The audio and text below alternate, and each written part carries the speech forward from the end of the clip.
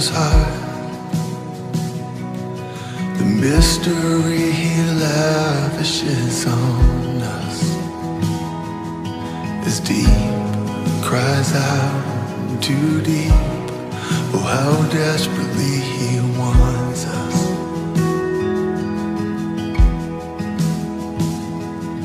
The things of earth stand next to him like a candle to the sun. La joie est pour nous de vous présenter cette émission fidèle de l'Église et les pasteurs Shalom. Il accomplit les désirs de ceux qui les craignent, il entend leur voix, leurs cris et il les sauve. L'Éternel garde ceux qui l'aiment et il détruit les méchants. Fidèles de l'émission l'Église et les pasteurs, bienvenue et Shalom à ce nouveau numéro. Nous ne sommes pas seuls sur ce plateau, comme vous savez, je suis toujours accompagné de l'invité. Mais cette fois, ça sera des invités sur mon plateau avec qui nous allons partager d'une thématique qui met aussi l'encre dans la bouche, qui n'est autre que la spiritualité. Vous savez que cette émission, c'est un espace qui est réservé à l'Église ou aux hommes de l'Église, c'est-à-dire les ministres de Dieu, pour véhiculer leur message. Vous qui avez besoin de véhiculer vos messages, c'est-à-dire que vos séminaires, vos conventions, vos enseignements, pourquoi pas les programmes de vos cultes, l'espace vous est donné et vous n'avez qu'à appeler ou à faire un SMS sur le numéro qui est au bas de votre petit écran et nous serons là pour satisfaire. Encore une fois, Shalom et bienvenue à ce nouveau numéro de l'Église et les pasteurs.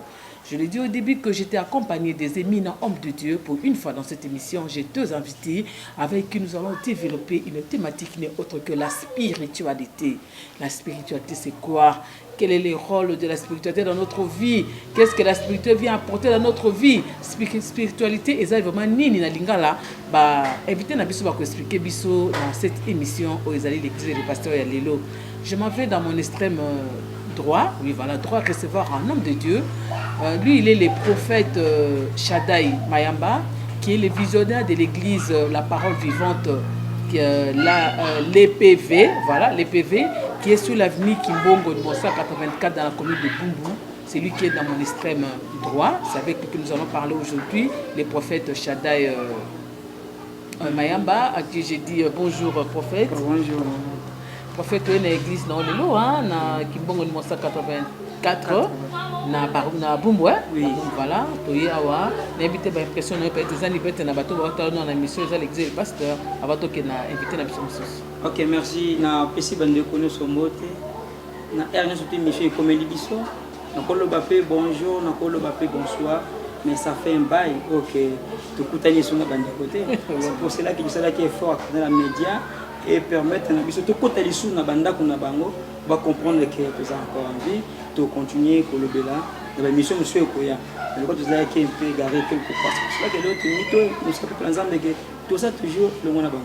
Merci beaucoup. Tout ça toujours le monde bango, c'est le prophète Shaddai Mayamba qui est le visionnaire de l'église EPVA, l'église Parole Vivante, où on avait que Zana Boum, on a venu qui monte en 84. Et on a qu'un extrême gauche, on a aussi un autre prophète qui n'est autre que le prophète Joël Matadi. Lui, il a une église Cité Triomphe, voilà, Cité Triomphe dans ma tété. Je lui dis aussi bonjour, prophète. Bonjour, maman. Prophète, émission l'église et les pasteurs, Yambi, on a plateau, on a impression, on a na bateau, on a Yamba, on a habité ce qui est la bande de Goulos, dans la mission l'église et les pasteurs, les avons dans la liboso, Ritoya, to Mekape Kotalisa, moi, Boyebi Amokie, la bande de Goulos, on a connecté. Mission Manzama Pamola Binium vous disposez Tanayo, il y a beaucoup de biso. On a l'impression que les abats malamu parce que ça nous l'a mon à moi on nous a appelé sa biso. Amen, amen, amen. Et qu'on pense à la sangolos. Donc c'est ça aussi l'objectif de cette émission, hein, qu'on pense à sangolos malamu. Na ba ministre ya Nzambe baza pembe na ko ba invité. Mais non que liboso ko yambana liboso prophète Shaddai. Oui. Prophète non le ba. Vous ne donnez que ce que vous avez. C'est-à-dire que ce tu es pas na bino prophète Shaddai, vous savez que le ba Nzambe ozali Yesu. Mais tout va faire que le prophète Shaddai a pas son nez. Au ça raconte na Yesu ndeni. Pour le lobby un peu mon sel, ça peut un peu mon sel à Yesu wana. Ou un ba ndeni na bomo na. J'espère qu'il raconte ça la une fois. Oui, il raconte ça la une fois. Parce que à quoi aujourd'hui on a tous maté parce que TV attend. Oui. Que tout le banc peut nous pousser. Pousser ou yamba ndenge nini. OK. Témoignage non bazolanda. Oui. Pas yo ka témoignage non. Oui, pas na Yesu normalement. On a banda qui non écoding. là où nous avons qui frère. Après, il faut dire, mais tu continues à chorale, chorale, tout ça qui va sortir presque belé. Bah, on avait étranger dans beaucoup de paya, tout ça, même si on a 4 République du Congo, on a sorti beaucoup plus, c'est parce que la routine d'invitation pour déplacer jusqu'à ce que na kati ya chorale, tout ça qui est belé même. Lui-même le dirigeant a bandé ko ça l'effort, il y a ko luka bana o baza penza na grâce pour encadrer bango. Jusqu'à ce qu'il y ait pas yoga kinzambe na 2003 je crois, ndé zaki ouverture et siko nga na uta na ACGS ensemble chrétien de guérison des solutions. Tout numéro qui ensemble jusqu'à ce que tu bandi ba berger, tu es ordonné tant que pasteur comme aujourd'hui nous appelons les sika on appelle nazo kamba mais nous allons parole vivante. Oui oui. Nous appelons encadrer qui pour que l'eau comme le bateau va découvrir. Ça veut même bouger sur le policier en haut au tiers le beau côté nous ne peut pas y avoir. Et c'est que mutumoko azalawana encadrer ba oyo ezalaki kati na ko aujourd'hui ba peut découvrir. Wana zoke bana ba question na ngati. Na commencer comme na beto za na. Ka yo ambaki Yesu deni. C'est son témoignage. Mais koyamba Yesu. Tout le bana temps auto za bien. Raconte nos premiers racontes. Nous celui qui quand on le reçoit comme Seigneur sauvé dans la première fois dans notre vie. Nandien na tonga ba témoigner bi ko bana école de dimanche tina ndengo pourquoi te lelo choral ti lelo komi mosa na Nzambe mais tonto basiko appelle na en tant que prophète vous êtes vrai prophète de ministère hein en tant que prophète ozo yango appelle on ndenge ni na eko zo appelle la cause à la prophète na 2007 parce que pendant que moi besoin de zaki amike ni na quitté qui sika na zalaki ben avant d'aki benanda tu vas na travailler à quitter dès que j'étais ordonné. Vous avez participé à qui? Vous avez ordonné comme pasteur? Oui. Non, prophète et après. Après. Vous savez, quand vous avez moi, je vous donne. Vous avez dit que vous êtes évangéliste, vous allez passer, mais à la fin, encore passer pour ordonner. Parce que le ministère est Kobima. Le ministère est Kobima. On est ensemble. De côté vision, église, la parole vivante, et il y a qui Gobotama. Mais il y a aussi des gens qui sont pasteur. Mais il y a aussi des gens qui sont prophètes et tout ça. Parce que les gens sont habilés. Les gens sont pasteur bien sûr, mais ça na grâce prophétique. C'est pour ça appel nanga ezalaki na mangengenge un jour mbule betaka makasi et mana mesana qui beaucoup plus suivi à ba prière, ba retraite, ba sacrifice belé. Na kende ko tuna Nzambe ezalaki ndengani. Pendant que na kitaki espace il y a 2 ans nazalaki président de l'église était le côté motuté au vieux ezalaki penza pasi. Na baki mobima na ngafu na pesa ngo panza. Mais ngambo ko pene yaki ko koma na kibo moto na osela su Nzambe to mo kina sa makamzu. Tala makamzu Nzambe salaka. Pourquoi comment qui na kibo moto? Donc c'est dire que toi il fait pas la peine. Non. Ngai linga kina se dije ndinga moko na lingi. Or Nzambe comprendre que naza choix na ye. Naza réserve na ye. Avec ko tika te kibo moto salaka tinanga. C'est pour ça qu'il faut azongisa nga na nzela na ye pour na servir. Na kende qui va me loufa vous savez maintenant au loufa ezopela loufa dans kambongo waaw nazaki na mbongo na bike na salata na kambongo tiki na Nzambe si otiki Nzambe tiki nanga ah bon na somme blogo nyonso na yeto komena matadi kibala elokaki bien te mutu ezaki na bareta faut que na zonga mbapo na tika sona mbongo te ya kufuta chauffeur pour que na zo marchandise nanga oya nanga na komena ndako na weki appel de sonner mutu wana sali accident.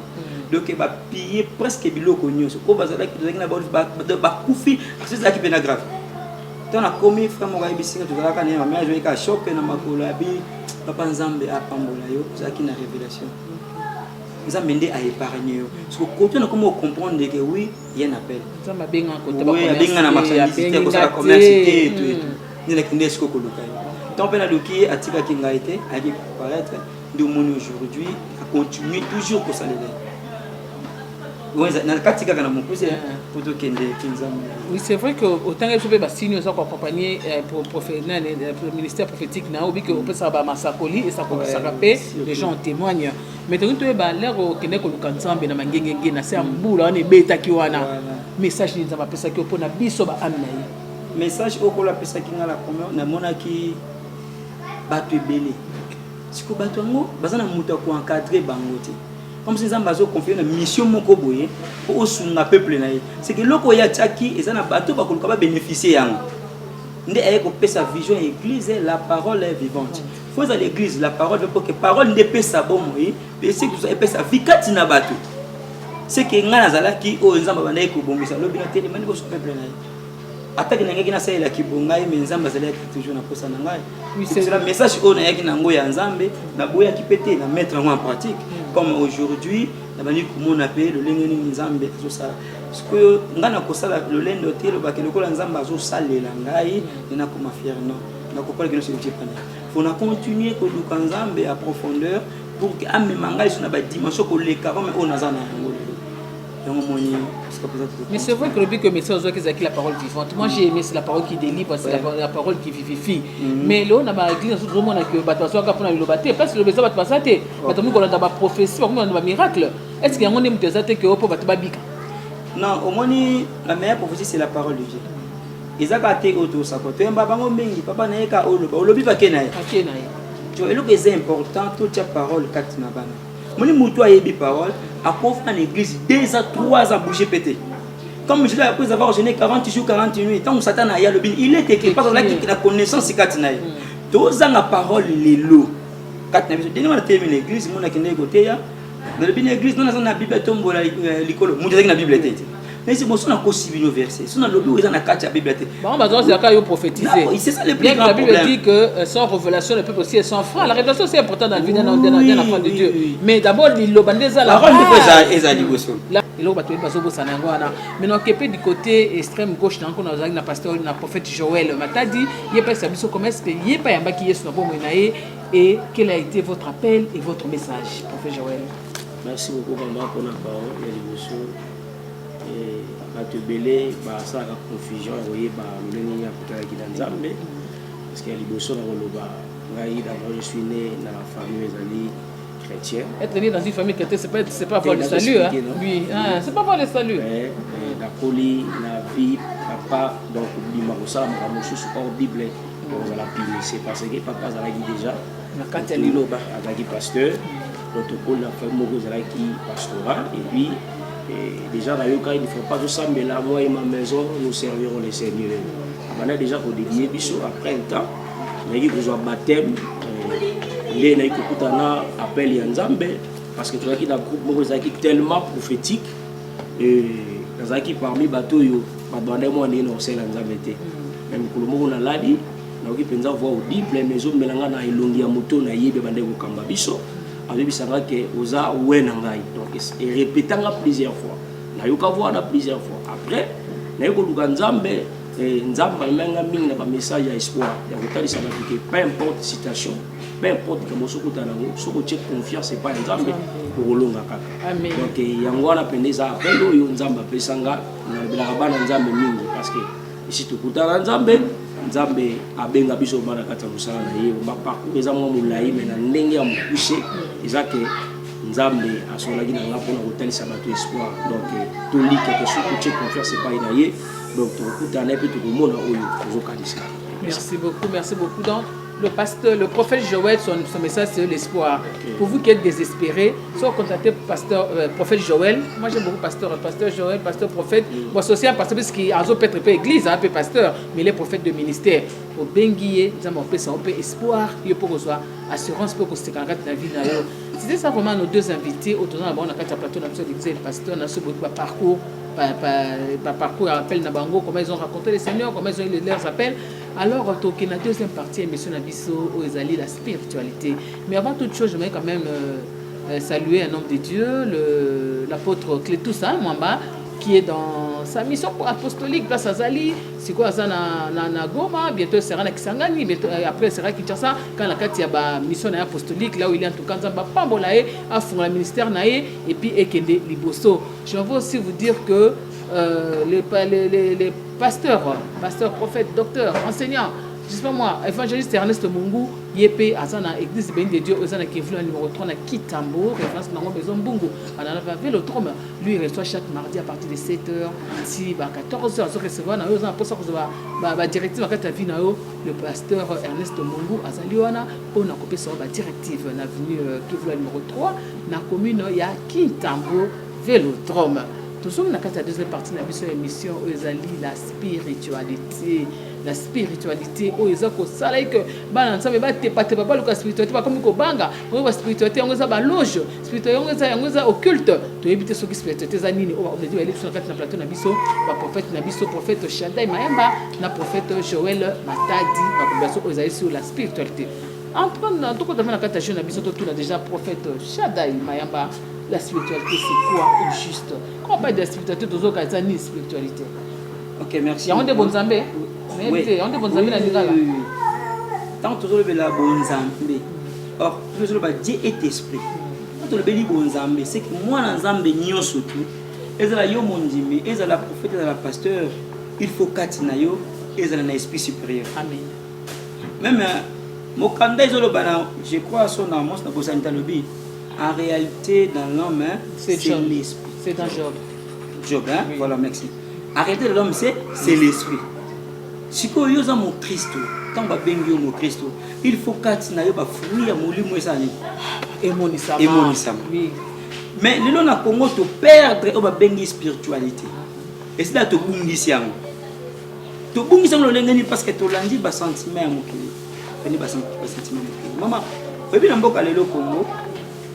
Toleli mingi tokutani pe na makambo ebele bato ebele bamema na biso na banzela moko ya milai to expliquer bana nzambe vérité o lobi koki kosunga bango na tia quand même l'église le plus grande onction ce n'est pas l'onction de l'homme de Dieu c'est l'onction de l'église l'onction corporative yo yena onction na même chantre protocole intercesseur quoi berger là yo mundi movandi tango sangani na oyo nga mosali na zango Dieu toi miracle plus facile c'est facile.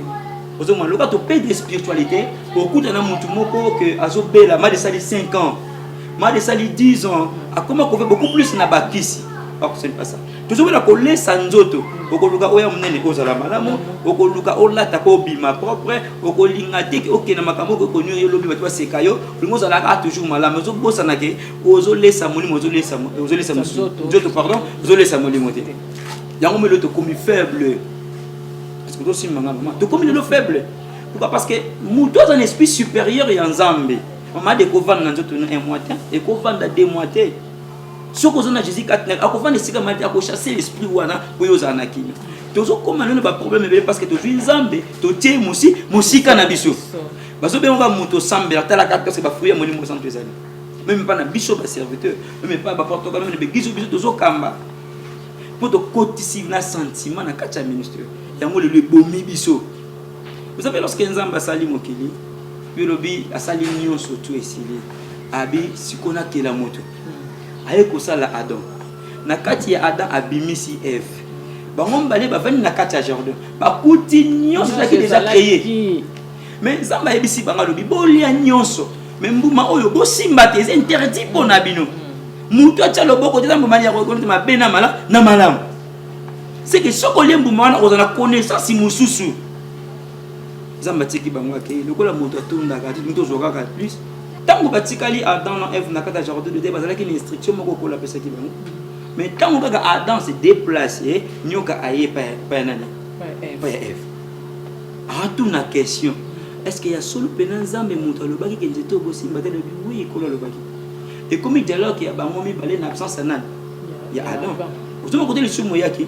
Donc, ça c'est un mot qui a causé la présence ensemble, mais ma caméra est sani et au côté. Mais on a pas ça. Bon, avant de nous poser une question, on n'est pas prophète Joël. Pour nous, on n'est pas prophète Joël la spiritualité. Pour nous, on qui prophète Shaddai a expliqué vraiment, mais pour nous, on peut la spiritualité dans nos lignes. Ok. Voilà, vraiment spiritualité, il y a d'abord divinité. Et l'autre, il y a la mototé. On est bien à la spiritualité. En fait, dans le but en réalité, alors, c'est l'esprit. Mais Job à l'obaki. Et au moment il y a les choses faut de quelle spiritualité on va te béler parce que vraie spiritualité peut être autant Christ est mon yaki attirer la biso esprit naïe parce que quand il y a mutu ezala na molimo nzambe pesa na esprit ya mutu vous avez un supérieur et esprit ya nzambe yango moni nzambe tango sola na Moïse et nzambe azaki na posa akoma na contact na ye na peuple na ye non cela veut dire nzambe azaki esprit alingaki abana kosola siko na peuple na ye azobi sa Moïse na Exode okosalela ngai tabernacle selon modèle oyo moni donc cela veut dire quoi Moïse a côté na dimension komona tabernacle na lola siko asalela nzambe tabernacle na mokili oyo ko permettre nzambe akota contact na peuple na ye parce que peuple ya Israël bataki na tamo na posa koyoka pe nzambe ndenge ni Moïse akendaka kaka ye moko siko nzambe bise okosala tabernacle selon modèle oyo monaki na lola. Cela veut dire quoi? Moïse amonaki tabernacle oyo ezalaki photocopie mais original etikala na lola. So original wana ekoyata ou Christ aye babengi Dieu parmi les hommes Emmanuel. Donc cela veut dire quoi? Nzamba komi na contact ya ye na peuple na ye. Véritable spiritualité ezaka mutu za na Jésus mama. Mutu za na Jésus aza na esprit supérieur. Cela veut dire quoi? Spiritualité, divinité bon nzambe kati na ye. C'est la spiritualité. Ba te bele bazo confondre spiritualité au mona mutu zo yango mo lona ba TV makambo ko mebele nga maître spirituel nga nani boye so boye na ba so bino côté ba titre boye na boye. Non, spiritualité ça mutu za na nzambe, mutu za na nzambe, vous reconnaîtrez la vérité et la vérité vous affranchira. C'est rien que Jésus-Christ de Nazareth dans sa kati na biso apesi molimo santu kati na biso. Donc mutu za na Saint Esprit kati na yi za na spiritualité. À cause de la spiritualité, c'est vrai, prophète Joël. À cause de la spiritualité, mais est-ce que nous avons appris à jouer sur la spiritualité? Mais le plus tard, on a appris sur la bandimi et sa conversion. Beaucoup de gens ne sont pas convertis à l'église. Prophète Chadel, tu as dit que le fruit et l'esprit saint est au monde en athée. Mais qu'est-ce qui va se passer que ces personnes soient vraiment converties? Est-ce que Bino de Bastan, vous avez vu bien? Et il y a un moment Jean-Baptiste et qui race de vipères. Parce que ça qui a peuple moko bande ou raté. Malgré l'enseignement Jean-Baptiste badaki ben crédit. Na église alelo pa maman maté zoté ma partout, même na babis, na banzela, ozoka bat bazoté sango malam. Pourquoi bat bazo bongwana té? Autant mutu mususu azo benga za chrétien, mais ba fruit ya molimo santu kati na ye ezate. Mais ayoka ka maloba nzambe do aza race moko benga na bita obenga ba race de vipère. Parce que c'est des lettres de bateau aya na l'église mais azara ndenge moko. Dans ce cas a franchi ka porte église bo na bandi ya kofinga. A changer. Za iko mena masanga zonge ne masanga. C'est comme le bateau ko kala kati na l'église ekendaka wapi. Ça le problème c'est kenda wapi. Problème ezala bato mususu bazana incrédulité mais ma parole nzambe ezoteama vraiment parce que biblia biso mutoyo atena Yesu akomi ekelamu ya sika makambo akale koleka makambo asike koya. Donc cela veut dire akomi bébé. Il y a un moment Nicodème qui passe Jésus, il faut botter mambala mi balé. Donc muto akomaka bébé azala jamais na passé. Donc ça veut dire que muto aza bébé makambo akalele kaka comme muto asika. Yango zo mona bébé azala jamais na passé. Bébé azala na présent. Donc muto akomi na Yesu Christ. Ata ça qui na vie à mabe, comment on a directement muto a changé. Comment on a directement muto na bota mesika parce que bilembo ya molimo santu et comment on a katina mais ça na bato musu zo mona bango depo banda osambela likambo wana moko mona kapana ya ko kotika ngote. Ce n'est pas un homme spirituel. Mais c'est là dû à quoi prophète Joël que muto a l'église mais ça ko changer té. OK, toujours le makambo etali ba étoile na Congo. Maman, to senga na gouvernement. Pour ceux qui balingi baza na kimia. Bazo kaka 6 étoiles balongola ki na droit sa nini bazongisa. Ceux qui bazongisa ngo, Congo est kimia. Congo est kimia. Ceux qui bazongisa ngo te Congo ko tika la kozala na kimia te. Maman, tu peux imaginer maladie moko euti nango soki wapi et yepe koti ba confiner biso. Voilà maintenant to ka ki ba besoin va passer pendant le confinement. Yeba ki problème. Yo nous informer biso. Non. Tant que tu outil ko comme on a confinement va déconfiner to zo ki ba message utaki na ba WhatsApp. Maman moka lobby molile côté na mokili pendant 3 jours et tout. Ba tina ba message on a partout. Zaka les 7 fallait événement on est salama. Ngai les 5 na outil zamba na ye. To sali émission na maman na biso nani na siba sele ya nini ozana njunga ba comédien. Azana ba archive wana tilo na bisi peuple nzambe ke eloko moko ko sala madio sani bolongo na prophète to la moke pe moyi makazi journée pe poza na raison ba to ba kimaka fami na lopango akani pota ke ba mala ba mo akeba ke tout ça parce que bazalaki na kobanga to tika kobangisa bana nzambe mais to lakisa bango nzambe et si mais qu'est-ce que vous attendez maintenant de Congo mais le Congo puisque tu sais que le gouvernement peut se mater hein prophète et ko bimate ni gouvernement bandengeni nous sommes déjà mabe na Congo ndengeni et mater oui et ko bimate parce que makambo simba te to fongoli porte ya satana diable nde aye po a dominer parce que corona eza na anglais oui bien ngo na français za couronne il faut pas ça l'effort ya ko sala makambo na bango wana ya mabe pour ça l'effort ya ko bebisa peuple na nzambe yango melo to ko vivre ba condition moko très difficile surtout les pays nini na mboka o enyoka maloko la RDC mais peut-être au sambela kebele to sambela kebele na kati ya Congo est-ce que tango yo sambela ko sambela kana au fond du cœur. Oui, il faut chercher la paix de son pays aussi. Il faut prier pour son pays. Tu es d'accord, tu es prier, moi, bien prier à la nation. Est-ce que aussi? bacha drapeau likolo basambela na sa drapeau bande banda na ko compter ba 5 ans ba 6 ans ba 7 ans mais tout le monde a réellement malongate na moi est-ce que ta faute na ya bato osambela to ya drapeau to osambela est-ce que bino vous avez la spiritualité c'est ça aussi au monde nzambe toujours c'est na place na ye surtout teka nzambe ni sika na ye esiliki mekoti na kongo ko tianza na place tende wa papa parce que parce tu que dis ça dit que prophète Joël on dirait que osambela raté oh dans la église yoka nzambe aza sunu sika na ye te na mboka kongo aza susu te parce que tous les pasteurs mo yeba ki ba grand wana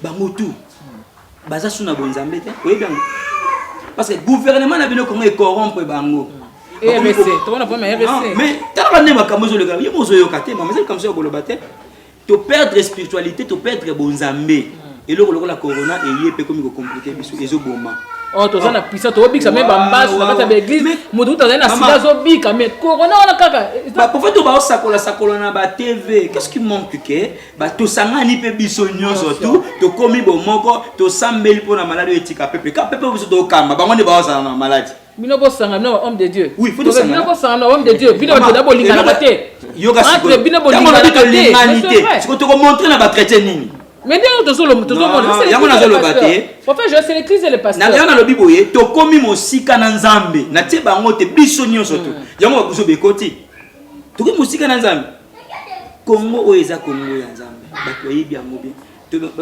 bato ba Kongo kimbangu ya kipavita ya nani tout ça bango baza ba koko bakufa bakenda batikeli biso mabele biso lobi to oleka mais ce qui est important tout nous nzambe tout tient la première position vous savez tout tient ba confinement awa na mona pasteur basoda bakangi bazo bete passer la tikalini respect d'activité na basala nzambe et puis pourquoi parce que bango moko oleke bango ba député tout ça na gouvernement ba ya ko approcher bino pour comprendre les fonctions bino bokomi ko poser na pemela na bango et puis vous savez que vous leur donnez des prophéties qui s'accomplissent pas ça s'accomplit dans la zone là bino ba comité na maman tango na mutu na yo gouvernement wana baza na konfota mosala nzambe ata moko te ba peda ba valeur union surtout au moins émission na yo e kozana bato ba koluka ba contredire yo na lobi vérité que to zangi bonzambe botika na binonga nazo solola na ba grand temps bino boyebi ba titre bino boza nango na zo charge ya Congo na moyen moko spirituel et sili yo zo charge wana oui bo pesa nango prophète Joël Lobini na sto comme to na to contre émission na biso Lobini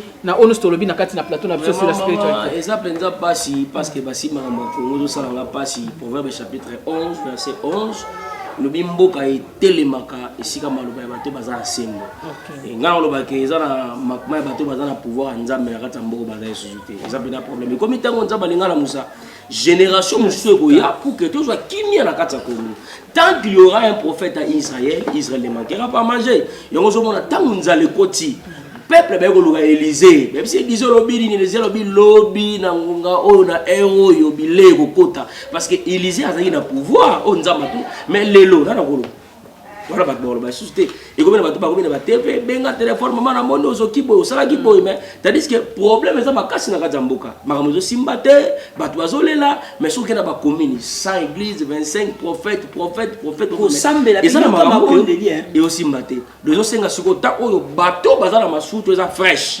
batele masiko ba pona nation donc ba grand ebele bazo ngelo comme ça mutu so ina est-ce que ba grand na ba ko tikela bino déjà ba nakolo bango déjà ba ils ont comme ça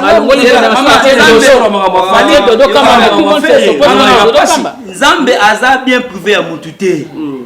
Alors bateko ngana ko tikela bilo poste nzambe aza bien fait mutute. Différence entre biso na bango différence ya te rabilo ngana te rabilo. Après ça kabandi ngana na ça kabandi. Yi asakola ngana ça parce que boss ngana différence et puis na kati âge za na bozambe déjà Jérémie était prophète des nations azaki na moi mkina moment là. Ya na lobi bopesa biso le biso te bopesa nga charge parce que miracle to ça na ba église to ça na ba téléphone to ça pe na hôpital ebele batu ba nyokama ko ni te bokona na ba hôpital au sexe bien mais qui va mort que batu za la kona bazali pour tout le monde a grandeur ya dimension ça na ngoya makati na masai la kayo et ça ka TVT yango moni loko ngana c'est les sabio ça lango le 28 décembre non pas ouais théâtre tout tika ba théâtre tout ça ouais théâtre dans les que l'émission nga il a dit ça je vous dis vrai dans l'émission que le 28 novembre le 28 décembre à Kolamsa Batu na triomphe bazali ya kolala la musique bango c'est pas na pongi non maman ça la campagne moko doko ko pété donc les mots ba ouais bi savez bola na pongi bolo tabando to botika to samsa nzamba ba aventure côté tout Tu es capable de côté le mato bengen peut couronner. Le couronner est malade. Nous avons un nom qui te décide de tous les noms. C'est le nom de Jésus. Tout ça commence à bénéficier couronner que le vaccin et pas le vaccin. Pour te échouer. Parce que tu sais le comment côté na corona oyo. Heureusement ba sursoir peut vaccin ba boyango. Non, tu as échoué c'était pas comme madame a commencé que bis là tu as échoué. Tout ça les mon diable les mystique hein. Aïe libino séparation. Les politique à Mobutu divisé pour mieux régner. Atebino va conflit bino la pour vous allez unité pour sambela pour que lobby comment que liboso. Tobi manakata distraction. Comment on a posé état musama na moyen moko spirituel. Faut que mutu aza capable. Asa capable. Oya ko bimalelo bango ba vandi ba lobi na bango te. Totaleli bango ba lobi te. O nga grand homme ngabo sikoyo ngana telemi na lobi na ngai. Le gouvernement, non vend tout gouvernement te musala pe sala na pete na ko. Faut gouvernement et vendre ce commerce, ça be musala bandi. Et ko fana ndenge nini. Sin na bino ya rouge, ya drapeau bochango bane ba leti suka. Cela veut dire et ko longa na frontière à Brazil côté Congo. On a fleuve Nil odoni. Oui, et kasi bino do formule ya muti. Mais nous aucune information comme d'abonga, faut aussi ça sacrifice. So nga ça veut dire no apesa. C'est ça. Na linga ba na ngana ko mili kanga mo. Ce que vous avez pesa nani natika nani. Non, non, conclure la mission la biso. Tu pesa déjà mutu oya motu ya c'est Jésus de Nazareth. Et le on a sengi na gouvernement peuple congolais bo pesa nga confiance. Sona si bino que ezana be événement mi balé ko sala malamboka Congo 2022-2023. Ah bon? Batu bako kufa grave. Le kola kola talisa kinga na limité et salama. Autres ont révélé, ils ont condamné, sans effet. Parce qu'il faut que les gens soient capables de jouer un rôle pour que l'événement et ça la maté. Tant que je vais interpréter d'autres, il y a parole bagine. Oui. Et si nous sommes capables, il y a que Simba, Mboka, moi spirituel azala. Tu veux qui va passer aux hommes la TV que te bunda qui te bête dans ma coffre le golam bon dans le gouvernement. Ba moni bino banane. Sur le boya suna mutana ote parole ayoka yote ayoka yote mbonge pandi papa c'est ba lungi mingi biloko ya mokili non to ça ila nanza moni nzamba afuta batwe nazo bombelo te nzambe afuta ba les rémunérateurs de ceux qui le cherchent soko obangika ayesili et puis ça n'a pas so ka passer mo akota kilo za keba kenanga mo pe suna vandi tungisa motema na ngai. Vous savez lorsque Elias le je suis resté le seul prophète na comme balinza malobini il y a encore 7000. Ce qui est 7000 c'est qu'après monsieur Bosani ce qui bino et puis aux musala nzambe to sengi mbongo te na gouvernement mais to bundela mboka pona peuple tozo kambalelo bazana kimia c'est fini bazana kimia to koloba même le monsieur Koya to ko lancer appel na ba chef de l'état ba tout nyonso tout oyo bazana dans ta entourage na oyo tout bazana on a pona gouverner mboka to expliquer bango même aujourd'hui to mona les gars na banzela point c'est ba ça le lobe bukani.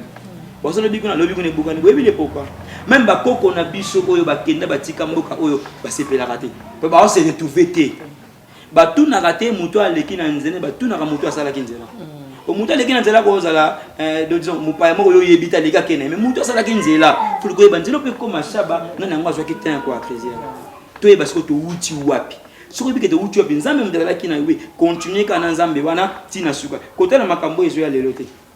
Voilà pour conclure notre mission, notre émission. Pour conclure notre émission, prophète Joël, Torosa va coordonner nayo. Balandi, peut-être pas la personne bengayo. Torosa va coordonner nayo, numéro nayo, peut-être na adresse pour que vous facilement. Ouais, prophète Joël, numéro de téléphone les Ali 082 69 11 11 7 à la fin. Ils ont le numéro d'utiliser même na WhatsApp. Tu vas aller baser ngai dans le temps où nous allons venir qui mbongo l'église à prophète Shaddai.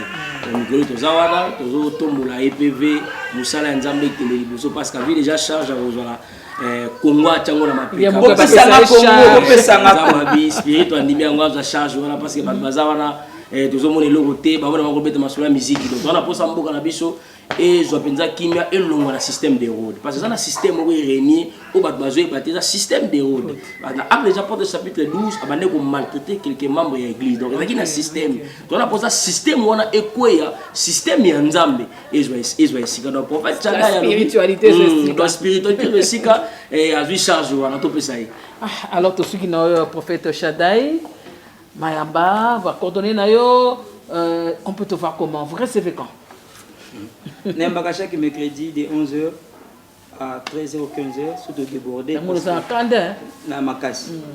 Na Makassi.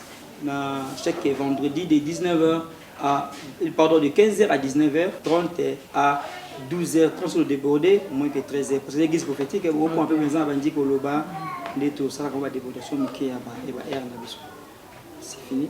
Le numéro n'a pas de téléphone. On peut ça numéro privé. Tu sais numéro par exemple benga yo ou bien baleke pa nanga ba benga te pesa yo. Tu pesa yo pesi. Ezaka bala merci numéro nanga 090 44 29 299. 090 44 29 299. On a Sobengi au Jungamoko. Et l'église à parole vivante ils en avaient Kimbongo numéro 184 ça aussi Katena na prison Makala. Juste arrive avec un petit pont au petit référence de l'école technique. Avenue Kawanso Kitango tout droit na 684 so tuni kana nzela pour faire ça tout le monde. Bana moto, chauffeur et tout. C'est parce que ça et je suis na ko baksasoni. Comme une souka vraiment émission la biso cher fidèle il y a émission l'église et les pasteurs. Merci vous étiez vraiment nombreux à suivre cette émission. Merci tokutani prochainement. Merci à mon équipe technique qui a été vraiment costaud pour la émission Oyo et tokutani prochainement dans notre nouveau numéro. Au revoir. Behold the Father's heart. The mystery He lavishes on us is deep, cries out too deep. Oh, how desperately He wants us.